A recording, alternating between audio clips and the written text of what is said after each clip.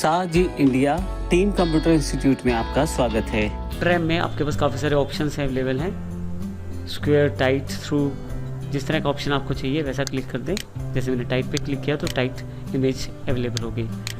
सबसे important point ये है कि जब आप उसे टाइट यानी कि वर्ड रैप में टाइट ऑप्शन दे देते हैं तो आप उसे ड्रैग करके कहीं भी ले जा सकते हैं। शेप फ्रीली आपके पास घूमेगी।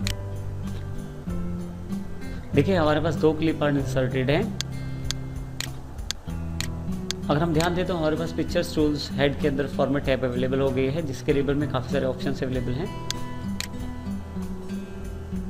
अगर मैं इन पिक्चर्स को अरेंज करना चाहूँ तो उसके लिए मुझे ज़रूरी है कि इसमें किसी रेक्टेक्स ऑप्शन का लगाया जाए, क्योंकि जब मैं किसी पिक्चर को एक दूसरे के ऊपर लाने की कोशिश करता हूँ तो ये अपनी जगह बना के एक साइड पे हो जाते हैं, एक दूसरे के ऊपर नहीं आ पाते। सबसे पहले मैं इस काम के लिए सबसे पहले मैं रैप टेक्स्ट में इसको स्क्वायर कर दूंगा, पहली पिक्चर को, और दूसरी पिक्चर को भी स्क्वायर कर दूंगा, दोनों पे बारी बारी से क्लिक करके। देखिए अब मैं अगर एक पिक्चर को दूसरी पिक्चर पे लाना चाहता हूँ तो बड़े आराम से आ रही है। अब अगर हमारे पास, अब ध्यान दें तो हमारे पास काफ़ी सारी कमांड्स अवेलेबल हैं जो ऑन हो गई हैं अरेंज ग्रुप में। सबसे पहले bring forward, send backward, selection pen. जो मेरी पिक्चर पीछे है अगर मैं उसको सिलेक्ट कर लूँ और ब्रिंग फॉरवर्ड कर दूँ तो वो पिक्चर मेरे पास आगे आ जाएगी। सेंड बैकवर्ड कर दूँ तो वो पिक्चर पीछे चली जाएगी। सिलेक्शन पेन ये दिखाएगा कि कौन सी पिक्चर मैंने सिलेक्ट की है इस वक्त, और मैं उनको हाइड ऑल या शो ऑल करके भी देख सकता हूँ। इसके अलावा हमारे पास अलाइनमेंट का ऑप्शन है। अलाइनमेंट में align left, align centre, align right, pictures के अकॉर्डिंग मैं अलाइनमेंट दे सकता हूँ उसकी।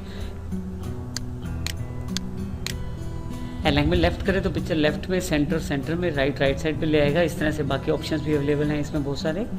आप इन ऑप्शन का प्रयोग करके देख सकते हैं अपनी आवश्यकता अनुसार। नेक्स्ट ऑप्शन हमारे पास जो अवेलेबल है, अगर मैं 2 पिक्चर्स को इकट्ठा करना चाहता हूँ तो मेरे पास ऑप्शन है ग्रुप का। इसके लिए मैं दोनों पिक्चर्स को सिलेक्ट कर लूँगा। इसके लिए मैं शिफ्ट का यूज़ कर सकता हूँ। शिफ्ट बटन दबा के पहली और दूसरी पिक्चर दोनों को मैंने सिलेक्ट कर लिया है। फॉर्मेट जो टैब है उस पर आऊँगा और ग्रुप बटन पे क्लिक कर दूंगा। हमारे पास ग्रुप और अनग्रुप 2 ऑप्शन अवेलेबल हैं, क्योंकि अभी ये दोनों पिक्चर्स अलग अलग हैं। जैसे मैं ग्रुप करूँगा तो पिक्चर्स एक हो जाएंगी। अब अगर मूव और कोई भी ऑपरेशन इस पर चलाता हूँ, किसी भी अरेंजमेंट में इसे लेके आता हूँ तो ये एक ही पिक्चर मानी जाएगी। अलग करने के लिए ग्रुप पर जाकर अगर मैं इसे अनग्रुप कर दूं तो दोनों पिक्चर्स अलग अलग हो जाएंगी। देखिए यहाँ दोनों अलग अलग हो गई हैं। मैं इसे घुमा भी सकता हूँ रोटेशन कमांड के द्वारा। अपना क्लिप आर्ट सेलेक्ट करें और यहाँ से जिस तरह के रोटेशन आप चाहते हैं वैसा रोटेशन आप उसे प्रोवाइड कर दें।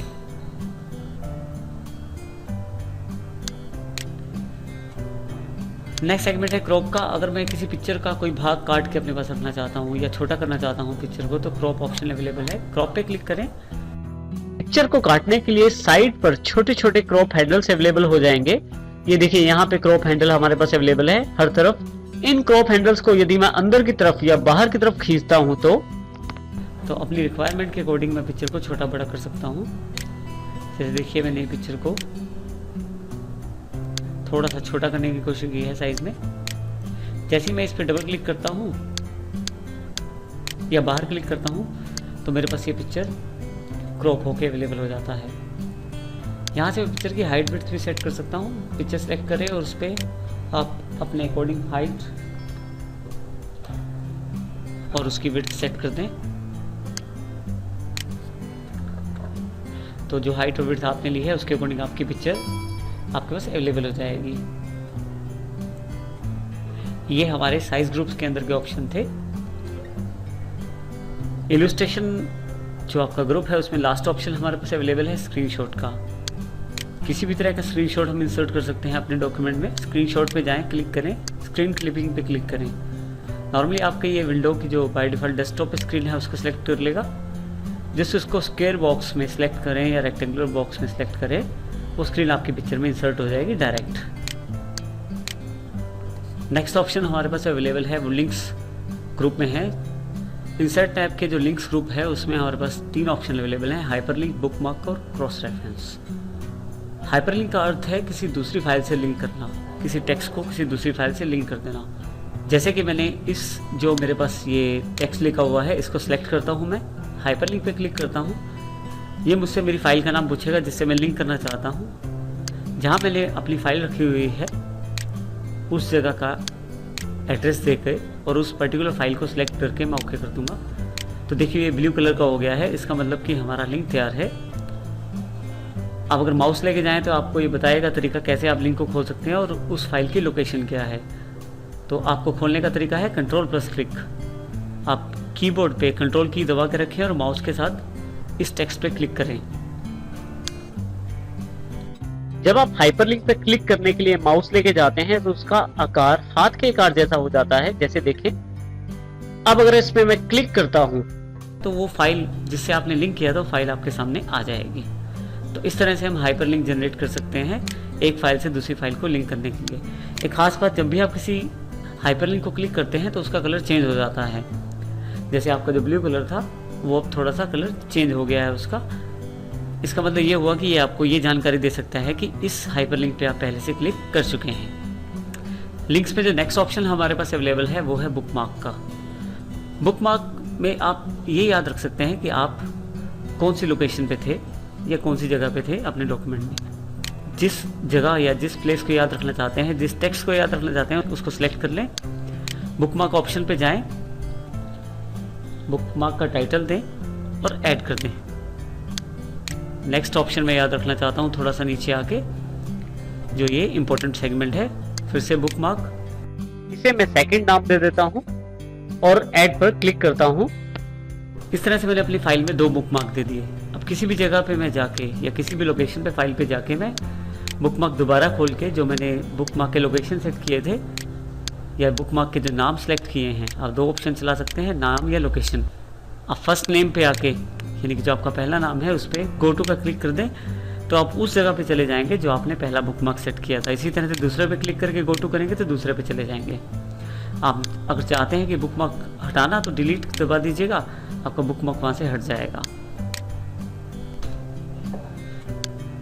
इसमें नेक्स्ट सेक्शन है हमारे पास क्रॉस रेफरेंस। क्रॉस रेफरेंस से हम लोग एक स्थान से डॉक्यूमेंट के अंदर दूसरे स्थान पे जा सकते हैं। क्रॉस रेफरेंस का फायदा ये रहता है ये अपने आप को ऑटोमेटिकली अपडेट कर देता है। आप क्रॉस रेफरेंस इन चीज़ों के लिए यूज़ कर सकते हैं, नंबर आइटम्स, हेडिंग्स, बुकमार्क्स। हम एग्जांपल हेडिंग पे लेके चलते हैं। अगर मैं हेडिंग को क्लिक करता हूँ तो ये उन लाइनों को जो हेडिंग्स हैं उनको ये क्रॉस रेफरेंस करेगा। इसके लिए हमें सबसे पहले क्या करना पड़ेगा, उन टेक्स्ट लाइंस को हेडिंग में कन्वर्ट करना पड़ेगा। जैसे कि हमारे पास इस वक्त क्रॉस रेफरेंस को ध्यान से देखें और हेडिंग सेगमेंट में 2 हेडिंग्स दिखा रहे हैं मेरे पास। तो मैं चाहता हूँ एक और हेडिंग मुझे चाहिए, तो मैं उसके लिए मान लीजिए एग्जांपल इसको सेलेक्ट करता हूँ, होम टैब पे जाके हेडिंग 1 में से कन्वर्ट कर देता हूँ। दोबारा से इंसर्ट टैब में जाके मैं क्रॉस रेफरेंस पे जाता हूँ तो ध्यान दूंगा तो मेरे पास 3 हेडिंग्स आ जाएंगे। इन हेडिंग्स को आप किसी भी जगह इंसर्ट कर सकते हैं जहाँ से आप उस मटेरियल को क्रॉस रेफरेंस करना चाहते हैं। ये बिल्कुल एक स्थान से दूसरे स्थान पे जाने का विकल्प है एक डॉक्यूमेंट के अंदर। दूसरी तरह से हम ये कह सकते हैं ये एक तरह से बिल्कुल हाइपरलिंक है जो कि पेज के अंदर कार्य करता है। क्रॉस रेफरेंस पे क्लिक करें।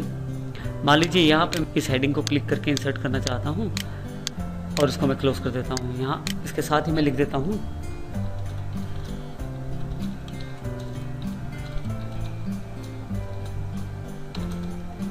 For more details. एक आपके सामने वो हेडिंग इंसर्ट हो गया। फिर से अगर आप ध्यान दें तो कंट्रोल+क्लिक करके मैं उस जगह पे जा सकता हूँ जिससे ये हमारी लाइन कनेक्टेड हैं। जैसे मैं उस पर क्लिक करता हूँ वो मुझे उस पर्टिकुलर हेडिंग पे ले आता है जिस हेडिंग से उसका लिंक था। तो इस तरह से मैं क्रॉस रेफरेंस का प्रयोग कर सकता हूँ अपने डॉक्यूमेंट में, जिससे मैं एक स्थान से दूसरे स्थान पर आसानी से डॉक्यूमेंट में जा सकता हूँ क्रॉस रेफरेंस के द्वारा।